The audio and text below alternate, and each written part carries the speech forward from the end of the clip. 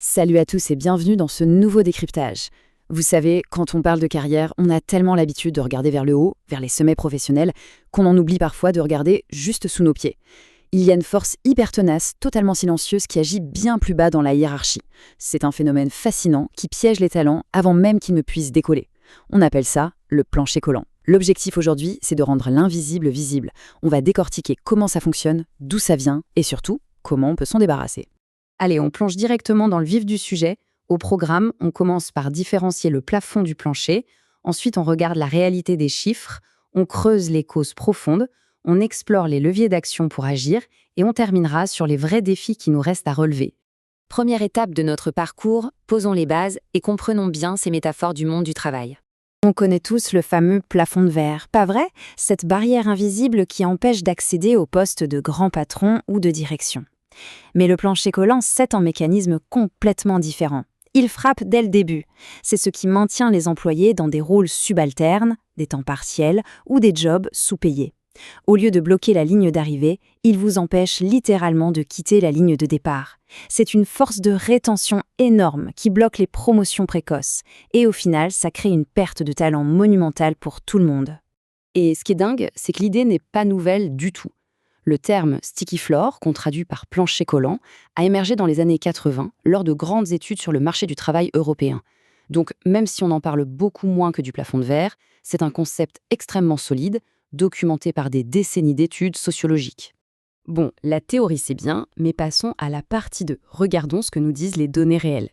Ce qui est hyper parlant ici, ce sont ces données du CNRS de 2021 sur le secteur informatique. Regardez bien. Plus de la moitié des femmes titulaires sont bloquées dans des postes de techniciennes ou d'assistantes. En face, le contraste est juste fou. 2/3 des hommes occupent les rôles supérieurs, d'ingénieurs d'études ou de recherche. C'est la photographie parfaite du plancher collant en action. Pour un même domaine d'expertise, on a une concentration massive dans les échelons inférieurs. Et attention, ça continue aujourd'hui. En 2024, les études montrent que le filtre commence dès le tri des CV. Concrètement, si une femme postule pour ce qu'on appelle une promotion fonctionnelle, c'est-à-dire un poste avec plus de responsabilités que son job actuel, elle a statistiquement beaucoup moins de chances d'être simplement appelée pour un entretien qu'un homme avec le même profil. Le plancher colle dès la boîte de réception du recruteur. Du coup, ça nous amène à notre troisième partie. D'où vient le problème? Pourquoi est-ce que ce plancher colle autant? Je vous lis ça. Les garçons sont agités et volontaires, les filles pures réservées et calmes. Ça vous rappelle quelque chose?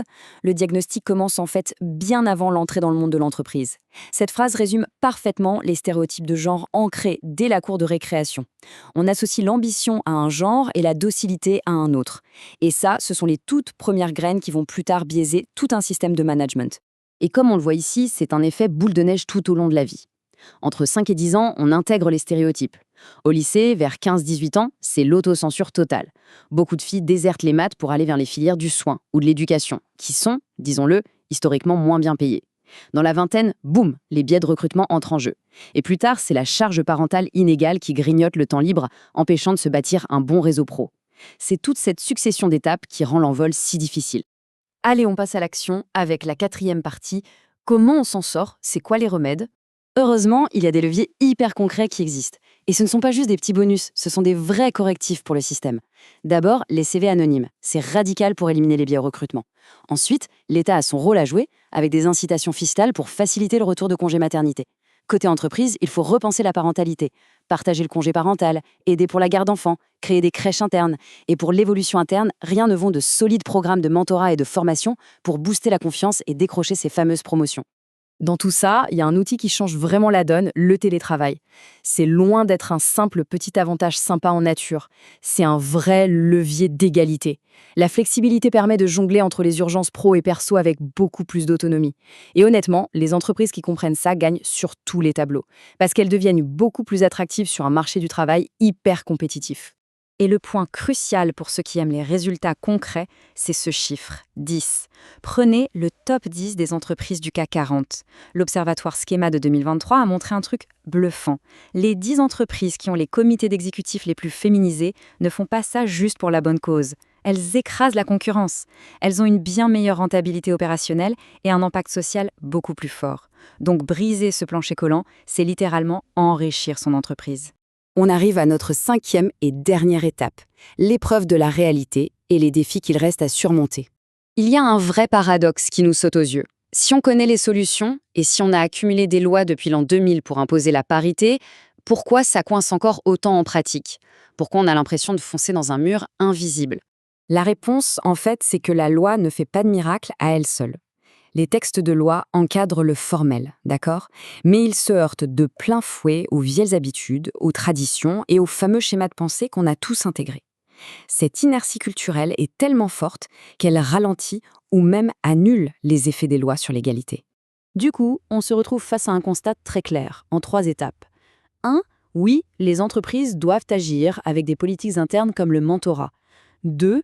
Ces mêmes entreprises finissent par stagner parce qu'elles récupèrent des talents dont les biais ont commencé sur les bancs de l'école. Ce qui nous amène à l'étape 3, c'est toute la société qui doit faire le boulot de fond pour déconstruire ces stéréotypes dès l'enfance, bien avant le premier entretien d'embauche.